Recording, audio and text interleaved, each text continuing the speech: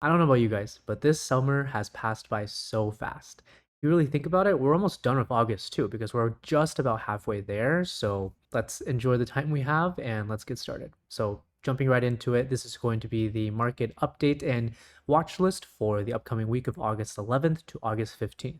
We're going to first look at the news that's coming up this week, and then we're going to look at the market as a whole, do a little spot check, and then there's going to be 5 names I want to look at with you guys this week that have potential for great risk to reward trades. Let's get to it. All right, everybody, welcome back to Trading with Artists and Will. For this upcoming week, we're going to be hit right smack on Tuesday with CPI coming out right before market open. And of course, after CPI, it always comes with PPI, which is going to be coming in on Thursday here, right before market open as well. And then we're going to close off the week with Michigan sentiment. Now, for the past 2 months or so, I would say that the University of Michigan consumer sentiment has actually influenced the market quite a bit. We've always seen some pretty heavy swings recently, which hasn't been the case for before this summer, honestly. And I think the biggest reason why is because we are really looking to see how the consumers feel in this labor market as well as this economy, because we want to see and just try to get any type of gauge on how many rate cuts and when the rate cuts are actually going to happen from the Fed. So any type of inkling that we can get is exactly what's going to sway the market, which is likely why Friday is going to have some pretty big moves in terms of intraday volatility once this consumer sentiment is released. All right, everybody, let's jump right into it. Let's do a little market spot check. It's been a while since we've done this, and honestly, it's been very, very bullish. So, despite July being super choppy, we are still seeing really bullish price action here. So overnight, we're actually about to break Friday's highs here, and we're very close to new all-time highs. So this is on a daily time frame on NQ, but if we go up to the weekly time frame, what you'll see is that despite all that end of month price action where we rejected really hard, all that really happened is we pulled back to the 8 EMA on the weekly, but also to the bottoms of where these wicks are. So if we move this little horizontal trend line a little bit, you'll see that this little spot around 22.825 is where we had a lot of struggle, where we tried testing it, we established it as new support, and then that's exactly where we kind of bounced on the July 28th weekly candle here too. So it shows you that despite all that action and the pullbacks that we've seen in individual stocks, nothing really happened on the week. And then this previous week, we saw for the first week of August a really, really strong reaction and bounce towards the highs of the previous week. So even though it was a lot of action, it's technically an inside week. So this tells you that it's a lot, but it's just consolidation. And the other thing that gives you that confirmation is the fact that it's lower volume than the previous week before. So if we do get this break towards new highs, what you really want to see is if this weekly candle is going to have higher volume than maybe even the July 28th one. Because if not, then it might be more likely that this will be chop and it might reject hard and go back into this consolidation zone. So that's the biggest thing I'm looking for towards the rest of this August month. I want to see we break this level with a lot of healthy high volume, and we see follow throughs happening on individual names themselves. And personally, I know you're not supposed to go in with the bias for whichever trading week or session you're going into, but I'm leaning very bullish because we closed at the highs and we also opened near the highs on these weekly candles in NQ2. So very bullish here, but also it kind of makes sense in terms of the seasonality and what's actually happening in the overall market as a whole and economy. Because one, even though August theoretically seasonality wise has been very choppy, it's still trending up. So there's nothing really in terms of to be scared of yet. Obviously, September and October is where it becomes a little bit more bearish and we might actually get some more aggressive pullbacks. So I'm looking towards maybe end of August after OPEX. So that'll be August 15th. After that happens, I expect it to be a lot more choppy. And then we likely get more pullbacks and likely not as much follow through on some of these names that we're going to be looking at. The other thing is that Jackson Hole is coming up too, which is where the Fed usually always gives some hints or at least some thoughts on how they are viewing their economic policies and what they're going to do. So we likely run up into Jackson Hole in anticipation that we're going to get some really useful insight into how deep of a cut as well as how much and how often we're going to cut for the rest of the year. So for the September FOMC, that's exactly what we're going to be looking for when the Jackson Hole meeting comes up in August. But of course, once we get that news and once the Fed actually gives us insight on whether or not they're going to cut in September, which is leaning towards more likely, then we will likely maybe sell the news. So it's buy the rumor, sell the news, same old classic market type of action. And we also have to address crypto because just look at this action here. It's just absolutely insane. So very same price action. You see that we pulled back really aggressively, but all we did was just bounce on the weekly ADMA. The other biggest point is that this is where I love when the confluences kind of match up together. So even though we pulled back to the ADMA, the spot that where Bitcoin bounced is also the previous all-time high spot too, which is this almost exact 112,000 price level. And if you zoom in, it barely pierced that price level and then bounced aggressively off. And it used that as new support. This is not bearish price action. This is exactly what you want to see in uptrends, as well as a confidence indicator that this move is not done and there's more legs to come. And I know the week just started, but it's looking very healthy here as we opened near the high and we're breaking past this 120,000 area. I put this 120,000 based on the daily time frame. So when you look at the weekly, probably not as clean, right? But when you go down to the daily here, you'll see that we haven't had a single candle close above 120,000. We've like moved past that level a few times. So once here, twice, 3 times, 4, 5, and now we're finally breaking that again. So I want to see a daily close above this 120,000 level to be really convinced that this move and this breakout is actually legitimate and going to continue. And we look at Ethereum, which is actually what led this move here, is just absolutely insane. We pulled back barely any, and then we just completely bounced off here. And look at this volume here, right? It's a bullish engulfing, and we broke past highs on top of that super high volume. So this move on Ethereum is likely not done. I think we're definitely headed to 5,000 here, and it's probably going to happen really quickly. You guys all know that cryptocurrencies themselves, when they make the move, they make it really, really fast. So if you're not in cryptocurrencies yet, I would definitely try to in pullbacks here. If not, the risk might be too high, might as well just stay out. Other than that, let's get right into it. The first name is going to be Meta. I am looking at the September 19th, 8:20 calls. The reason why is because it's another earnings play. So it's a power earnings gap, otherwise known as a peg, which is usually what happens after an earnings. They beat expectations and then they just gap up and it's almost like a lockout rally. But what we're seeing here is that we're seeing a lot of consolidation at these higher levels. So even though we gapped up, we tried filling the gap, but we bounced off this spot. Now we've had 1, 2, 3, 4 inside days within this Monday, August 4th candle. So this tells you this is a lot of consolidation. You see how the volume here is drying up. This shows you that the sellers are getting exhausted and it could be a potential spot where buyers are just taking a break. So when this decline happens, as price starts to curl up in this consolidation is probably one of the most bullish types of price action you can see.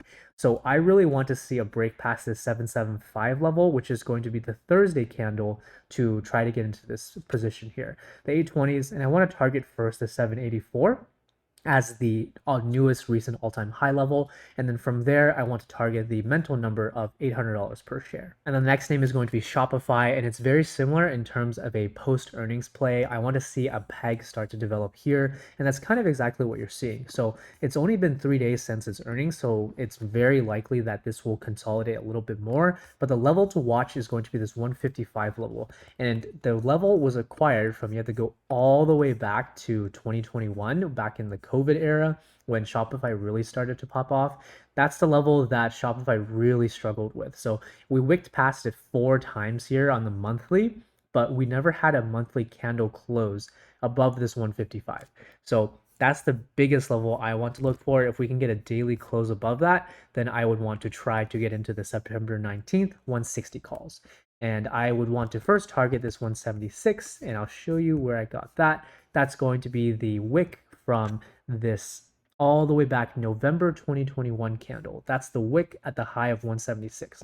Obviously, you want to trim into strength and into it because this range is really big, right? If we get in off this 155, that's a 13% range. I mean, the ADR is 4%, so that could potentially happen in like 2 or 3 days in terms of reaching that price target. But you want to trim into strength and just let your runners run free, essentially risk free, right?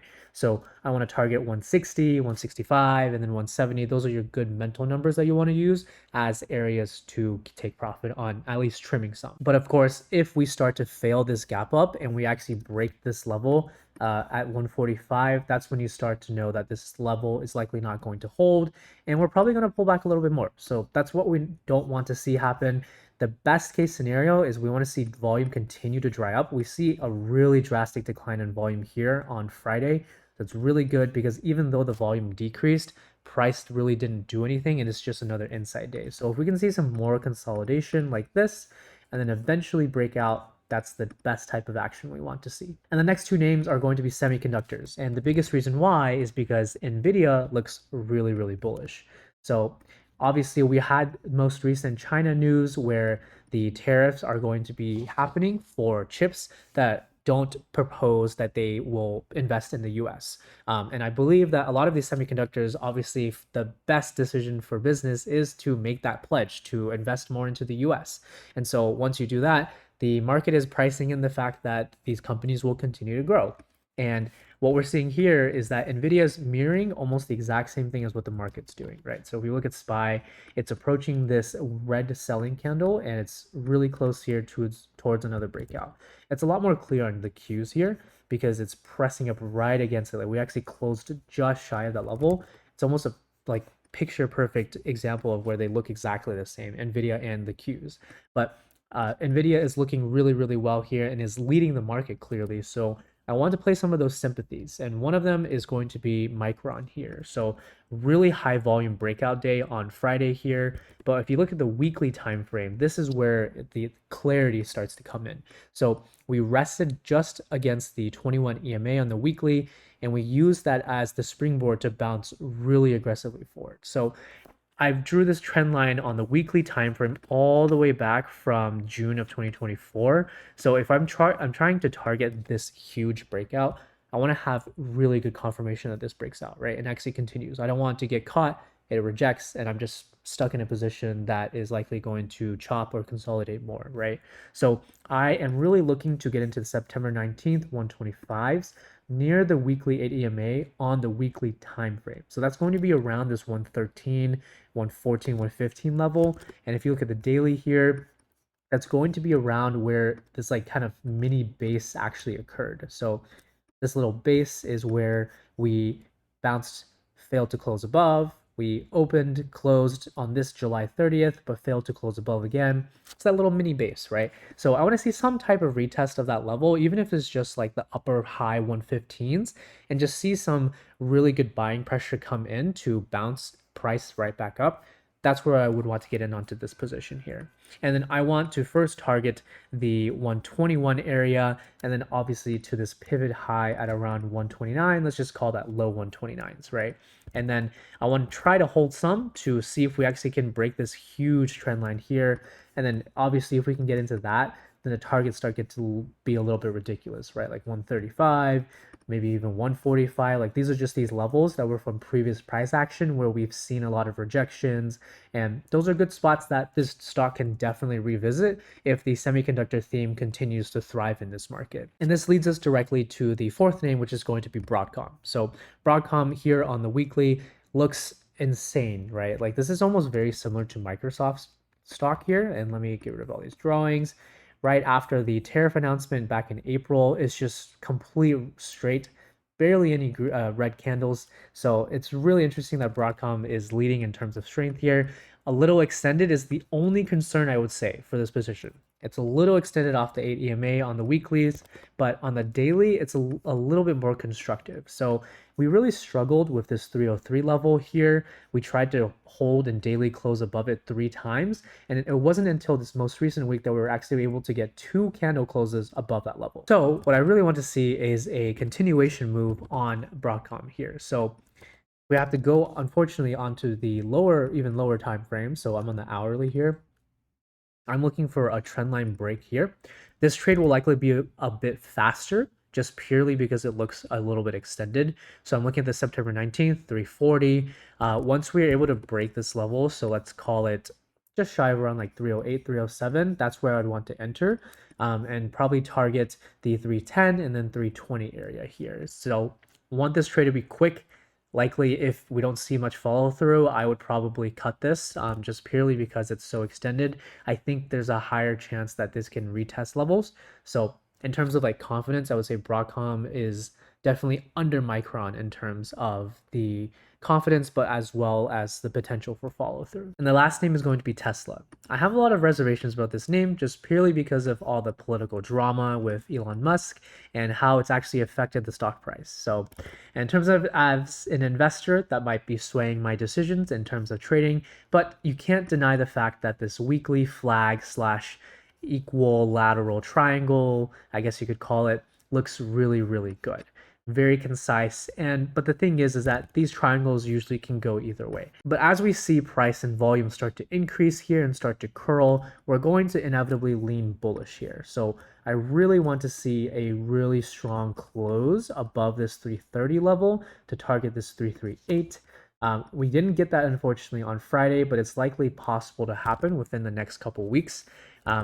Obviously, the longer a stock consolidates, the more explosive the move will happen when it eventually comes. So I'm looking at the September 19th 370s, and I want to target these highs at around 360, and then eventually obviously up here, which is going to be around that 370 365 level here.